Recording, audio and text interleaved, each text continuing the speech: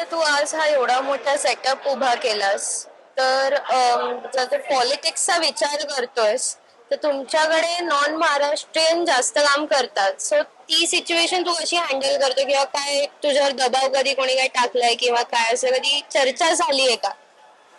अशी चर्चा झाली नाहीये. कारण जेव्हा मी लहान होतो आणि जेव्हा या क्षेत्रात आलो विजय खातुंकडे या मोठ्या गणपतीमध्ये 1994, 96, 98, 2000 मध्ये त्याच्यानंतर जी जनरी सुरू होती त्याच्यामध्ये त्यावेळेला मराठी पोरं फारसे होते या आपल्या क्षेत्रामध्ये.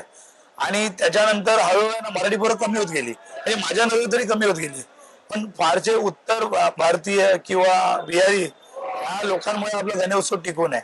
आणि त्यांच्यामुळे आपल्या मूर्त्या मोठमोठ्या तुम्हाला बघायला मिळतात. आणि ह्याच्यामध्ये पॉलिटिक्सचा असा काही विषय येत नाहीये.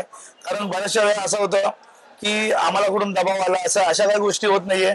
उलटा पॉलिटिक्स लोकांचे आमच्याकडे गणपती आहेत, चांगल्या मोठमोठ्या लोकांचे जे नामचीन लोक आहेत म्हणजे ते कोण बोलतात त्यांना भाई बोलतील, कोण त्यांना पॉलिटिक्स लोक बोलतील, अशी लोकांच्या मूर्त्या आहेत आमच्याकडे. आणि त्यांच्या सोबत आमचं चांगलं रिलेशन आहे.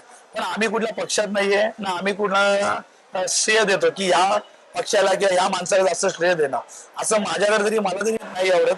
कारण शेवटी कसं असं प्रत्येक जण गणपती एक भाविक आहे आणि प्रत्येकाचा एक गणपतीचा भक्त आहे. मग तो कुठल्या ह्या पक्षाचा असो किंवा त्या पक्षाचा असो. आणि मी मुळात म्हणजे मी कुठल्या पक्षाचा नाहीये. माझ्याकडे जेवढे येतील ते सगळे माझे मित्र आहेत. आपापसामध्ये कुठलेही पक्ष असू दे पण माझ्याकडे येणारे प्रत्येक जण एक भाविक आहे, एक समर्थक आहे गणपतीचा आणि एक माझे मित्र आहेत. या पद्धतीने आम्ही काम करतो. कधी त्यांचा दबाव नसतो, कुठला प्रेशर नसतो. आमचे जागेपासून म्हणजे आमच्या मूर्तिकारांचे खूप विषय आहेत. जागेचा विषय, मंडपाचा विषय, बऱ्याच गोष्टीचा परमिशनचा विषय आहे.